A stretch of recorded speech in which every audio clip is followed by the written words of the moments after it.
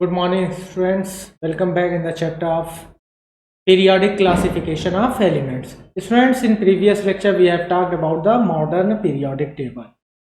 In that periodic table we have discussed about the modern periodic positions of different elements in the modern periodic table, and lastly we have discussed the limitations of the modern periodic table. Students, today we are going to talk about the trend in modern periodic table. There are so many trends which we have learnt in this chapter. All these trends will discuss one by one in this chapter. Friends, in today's lecture we will discuss about only valency and the atomic size in the modern periodic table. Let's start. Friends, here trend in modern periodic table. The very first trend of modern periodic table is valency. Friends, what is valency? You are well familiar about the valency. In previous class you have learned that the number of electron present in the valence shell of an atom is known as its valency. किसी भी atom के अंदर जो last shell है, आखिरी shell है, उसके अंदर जो उपस्थित इलेक्ट्रॉन होते हैं that is known as its valency. लेकिन स्टूडेंट्स एक कंडीशन है, if the number of valence electron is more than 4 then the valency would be 8 minus valence electron. किस तरह से हम वैलेंसी को फाइंड आउट करेंगे?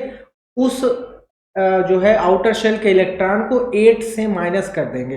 फॉर एग्जांपल सपोज दैट किसी एलिमेंट के आउटर शेल में 5 इलेक्ट्रॉन है, then its valency would be 8 minus 3, sorry 8 minus 5 that is 3।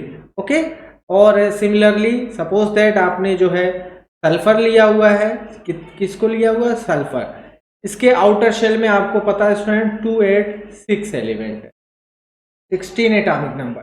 तो इसकी वैलेंसी कितनी हो जाएगी? Valency is equal to 8 minus 6 is equal to कितना हो गया? 2।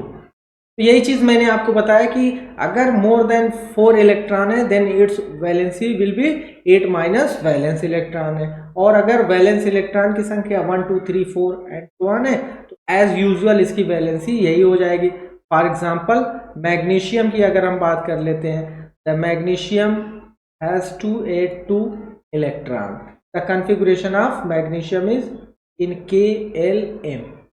Now the valency will be, valency कितनी हो जाएगी इसकी? 2 as usual। तो इसका आउटर शेल का इलेक्ट्रॉन। तो इस तरह से वैलेंसी के बारे में हम पिछली क्लास से ही जानते हैं। Okay students, the combining capacity of an element is known as valency. ऐसी कुछ डेफिनेशन आपने पढ़ा था। तो उसी को मैंने यहाँ पर बताया कि the valence electron, the electron present in valence shell, कुछ भी आप कह सकते हैं, is known as valency of element. और अगर 4 से ज़्यादा होती है 8 से माइनस करके उसको फाइंड आउट करते हैं। Now the trend of valency in modern periodic table. ठीक है, मॉडर्न पीरियोडिक टेबल के अंदर वैलेंसी का जो ट्रेंड है वो किस तरह से है, फर्स्ट ऑफ ऑल हम बात करेंगे इसके बारे में। इस ट्रेंड को ग्रुप में देखते हैं। What happens when we move from top to bottom. Friends, जब हम टॉप टू बॉटम जाते हैं, टॉप टू बॉटम किसी ग्रुप के अंदर जाते हैं, then valency remain same. Valency जो होती है वो कैसी होती है? सेम। क्योंकि आपको पता है मॉडर्न पीरियोडिक टेबल के अंदर किसी पर्टिकुलर ग्रुप के अंदर जितने एलिमेंट होते हैं उनके आउटर शेल का इलेक्ट्रॉनिक कॉन्फ़िगरेशन वो सेम होता है, सिमिलर होता है, इसलिए उनकी जो वैलेंसी होती है वो भी सेम होती है। तो इस तरह से हमको मिल गया कि when we move from top to bottom in a group then the valency remain same. Valency क्या होती है? सेम होती है, कांस्टेंट होती है, उसमें कोई चेंज नहीं मिलता। Similarly what is the trend of valency in period. Period के अंदर इसका ट्रेंड क्या है यहाँ पर हम देख लेते हैं। When we move from left to right, जब हम लेफ्ट से फ्रेंड्स कहाँ पर जाते हैं? राइट में जाते हैं in a period. When we move from left to right in a period then valency first increases. सबसे पहले क्या होती है? ये इंक्रीज करती है एंड देन डिक्रीजेस। पहले इंक्रीज करती है और फिर डिक्रीज करती है। तो इस तरह से हमको वैलेंसी का ट्रेंड मिल गया ऊपर से नीचे, यानी किसी पर्टिकुलर ग्रुप में वैलेंसी सेम होगी। फॉर एग्जांपल फर्स्ट ग्रुप की वैलेंसी 1 होगी, सेकंड ग्रुप की सेकंड होगी, थर्ड ग्रुप में जितने एलिमेंट है 3 होगी। लेकिन पीरियड के अंदर जब हम इंटर करेंगे, लेफ्ट टू राइट मूव करेंगे, तो पहले 1 2 3 4 एंड सो ऑन इस तरह से बढ़ेगी और फिर 4 के बाद 3 2 1 0 इस तरह से डिक्रीज होगी। तो first increases and then decreases, ये है trend of the, yes. Now trend in the modern periodic table, और किसके बारे में हम बात कर रहे हैं, second periodic property, that is यहाँ पर आपकी एटॉमिक साइज। एटॉमिक साइज क्या है बच्चों, atomic size is also referred as the atomic radius, यानी एटॉमिक साइज को हम एटॉमिक रेडियस के रूप में समझेंगे। And what is the atomic radius, the distance between the centre of nucleus to the outer most shell of an atom is known as atomic radius. किसी भी atom के अंदर उसके न्यूक्लियस के सेंटर से आउटर मोस्ट शेल के बीच की जो डिस्टेंस होती है, दैट इज कॉल्ड एज, उसी को हम एटॉमिक रेडियस कहते हैं। अब एटॉमिक रेडियस ज्यादा होगा तो उसकी साइज, एटॉमिक साइज भी क्या होगी, ज्यादा होगी। Okay, if atomic radius is less than the size of atom will be also less और reduce, clear. And the very less atomic radius of hydrogen, hydrogen has very less atomic radius and that is 37 picometer।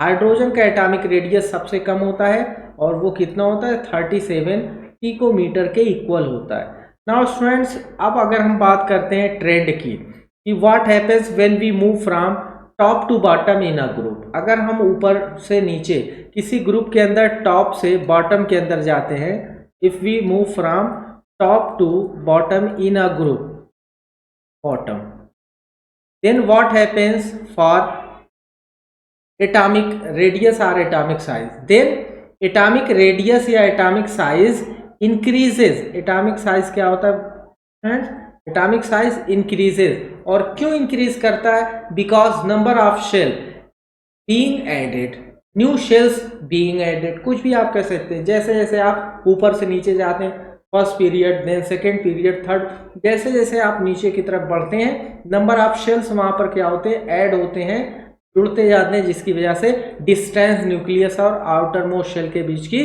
वो क्या होती है, increase करती है, जिसकी वजह से यहाँ पर रेडियस वो क्या होता है आपका, इंक्रीज होता है। Now what happens in a period when we move from left to right in a period, left और टू राइट, लेफ्ट से राइट की तरफ हम जब जाते हैं किसी भी पीरियड के अंदर, देन एटॉमिक रेडियस डिक्रीजेस या एटॉमिक साइज डिक्रीजेस।